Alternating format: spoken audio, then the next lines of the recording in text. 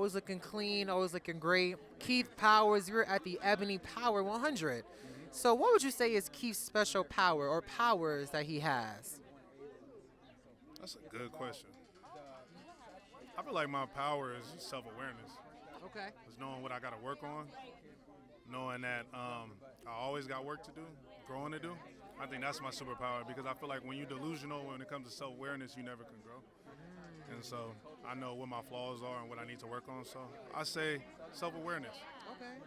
Now, I love seeing you in so many amazing projects. Is there a project that you really would love to be a part of with a specific actor or actress? Who would it be?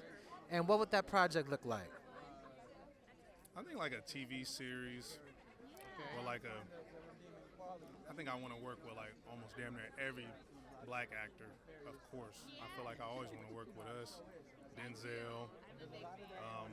Want to work with my homie Rome right here. Rome. I can see like a little brotherly duo with y'all too. Hell yeah, hell yeah. Okay. Viola Davis, Angela Bassett. So it's Queen Latifah, Love Queen. There's so many people I want to work with, especially art people. But I think if I had to really like, I don't know, like a TV show with someone like if I'm stepping outside of us, it's like a Jessica Chastain. She's from Sacramento as well, and I love her acting. Something like that would be fire. Yeah. You know, this year's been a lot of different conversations when it comes to black men and our mental health and just the black men in general, how we're perceived in society. So, you know, for black men who may feel overwhelmed with society's expectations and different stigmas, what's like a message you would want to tell them to make sure they can always remember when they do feel like those moments of uncertainty or, you know, not feeling loved or not feeling enough? I think black men got to realize that the standards that we placed on ourselves are already flawed. So you have to understand that you are human and understand that your feelings and what you've been through affects your feelings. Understanding that trauma that you can't control and realizing that those feelings are natural and that's okay to have those.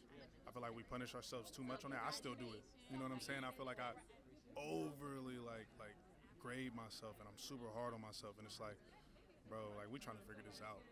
So it's really just letting them know like it's okay to not have all the answers, not only just on some, you know, career stuff, but just like mentally and understanding like why you feeling the way you feel. I feel like we all deal with like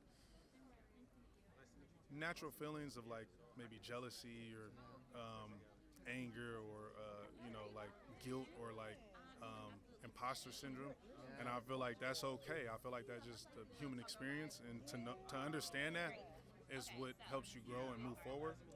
I read something in a book that said failure is the way forward, and that really applies to anything, not just career stuff, but just like human stuff. You feel me? Like if I know like I could try things and I could figure myself out through being a human, and that's gonna make me better, and that's okay.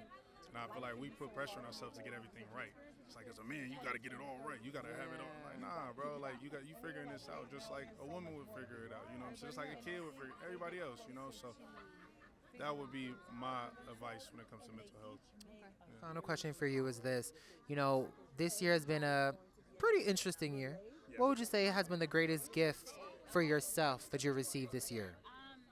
The greatest gift I received this year is just clarity of like how blessed I am, for real. Like I feel like sometimes that get clouded, and then you start finding things to complain about.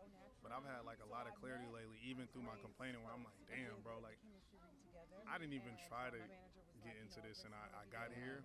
And when I got here, I worked hard, but like this don't happen. You know what I'm saying? So it's like, damn, I'm grateful. Like I'm really thankful what God placed here for me, and utilize that by understanding that it doesn't happen to all of us. Like have your ego, have your confidence, but just understanding like it's not our right to have it. It's not my right to have it. This is a straight blessing. So I think clarity, yeah.